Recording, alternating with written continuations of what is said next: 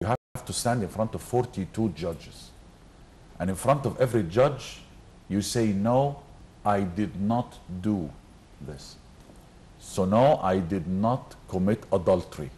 So committing adultery was a crime, and you will know the punishment of that crime. You will be amazed. In ancient Egypt, a text is telling us, do not run after a foreign woman. Foreign? Foreign here means what? Not your wife. Not your wife. Not your wife. Do not run after her. She is deep waters. That's the explanation. She's deep waters. You don't know. You don't know her. Do not wink at her. Because winking at a lady in the streets in ancient Egypt was a kind of a harassment. So that lived as well. That lived as well. Unfortunately, that lived. So do not wink at her. Do not try to talk her, chat her up, you know, what's up and this. Because if you commit adultery with her, that if it was known, that means there will be witnesses and people will know that this happened, the punishment is by death. Death was the punishment of committing adultery according to that ancient Egyptian text and ancient Egypt. And in Islam as well, it is so this is what I'm talking about. This is like laws, certain laws lived, placed by society and placed, of course, before everybody, by the law of the Creator. I did not steal. I did not make any remainings of my body in a running water. This is the first minister of environment in the world. That's why they were healthy people. Women were healthy, male were healthy. Why? Because they took very good care of their water. They took very good care of the river Nile. Which is not the case, unfortunately. Which is not the case now, unfortunately. And finally, dealing with the respect of women, he stands in front of a judge and he says in the day of judgment, see, you are trying to say I did not do those 42 things. Why? Because that will take you to the second step in the day of judgment, and that will make you reach the Sekhet Iyaro. If you reach the Sekhet, we are all wanting to go to the Sekhet Iyaro. You want to go, everybody wants to go to the Iyaro. Sekhet means, hieroglyphs, means field. Iyaro means paradise. We all want to end up in the field of paradise. Who doesn't want to go to the field of paradise, heaven, in the afterlife forever and ever, everlasting heaven? So in order to do that, you have to say the no 42 times. One of the 42 no's in this negative confession, in this confession of negative, I didn't do, negative, negative, negative. I did not look at my neighbor's wife. I did not harass, I didn't touch, I didn't say bad words, I didn't look. But neighbor is not literally the neighbor. It's only, actually in this case, meant to be anybody else's wife. No, in this case, of course, if you did not look at the neighbor, you wouldn't go the person who's outside. But he here meant the neighbor because this is the lady that you are going to see the most. She's too close. She's too close. She's close. She's out. She's in. You are out. You're in. So you are talking, because houses at that time were sometimes close and you can actually hear each other. It was not like huge buildings and stuff like that, but for the rich. So all those things, all those laws were placed, he says in the 42 no's. No, I did not take a girl as a wife without her father's permission. So this business of let's go and marry behind our parents because they refused, blah, blah, blah. No. When you choose to your daughter a man, choose him respectable. Never mind he's rich. That's one of the ancient Egyptian advice. Never mind he's rich. You don't have to choose the rich man for your daughter. Choose a man of respect. We say nowadays we are buying a man. Never mind the money. I don't know how many people will say that sentence now. So all these things are derived from ancient Egypt. All texts, I'm telling you, all this are derived from interpreted texts in ancient Egypt, talking about, because a lady who reached from a lady of the house, because also she was called Iset. Isis, in the true manner of hieroglyphs, is not called Isis. Isis is in an English word. an English naming. The origin of the Greeks, it was Isis with a Z, and then in the ancient Egyptian, there was no Z in hieroglyphs, so it was Iset.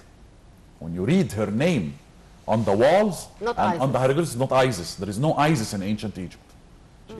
She was Iset. And what a beautiful naming that we should teach our kids, Iset.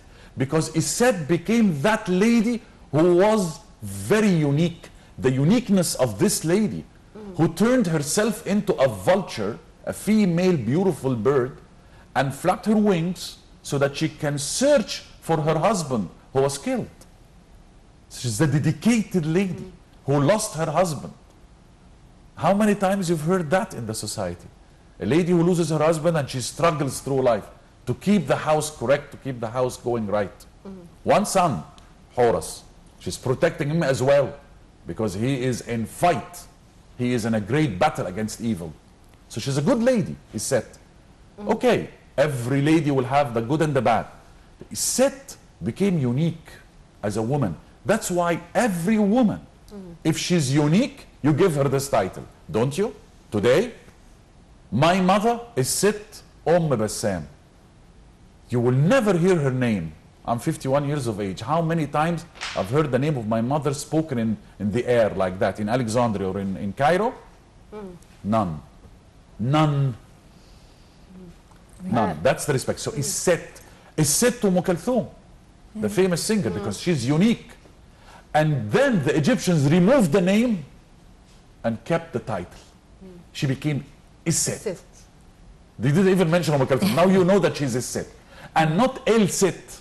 Not Arabic. This is not Arabic. The Arabic word Alif Lam. No. It's not El Sit like any other Arabic country. No, we call it Iset. Iset. So we are talking hieroglyphs rather than the Arabic naming for the lady. Mr. Bassam, did the ancient Egyptian woman have the right to choose her husband by herself? Yes, that's a very good question actually, because we also had a text about that matter. And we knew a girl who wrote a poem on a beautiful piece of papyrus. This papyrus, for those who would like to check it, called the Papyrus of Chester Betty. That's the name of this papyrus, Chester Betty.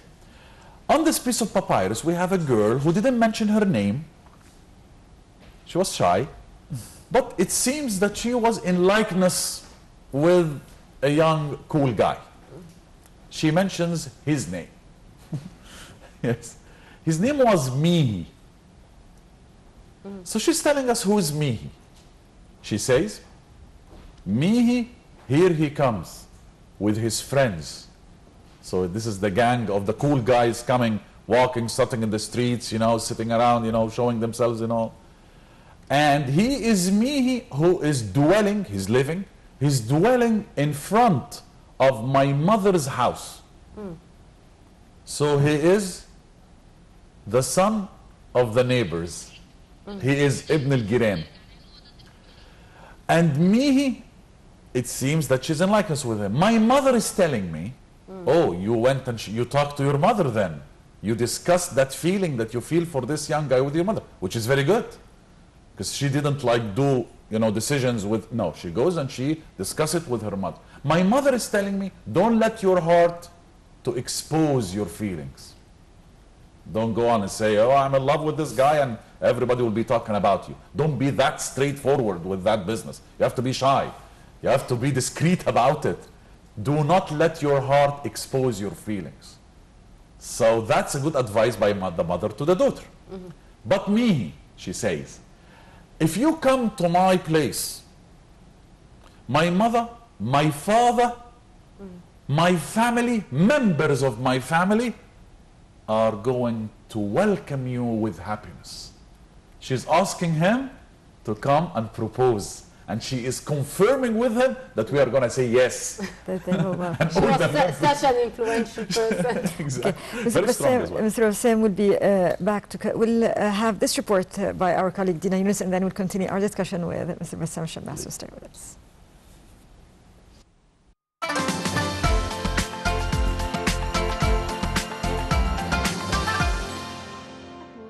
Was the symbol of motherhood in ancient Egypt, and that's why A whole temple was built and dedicated to her here in Dandara, 60 kilometers north to Luxor.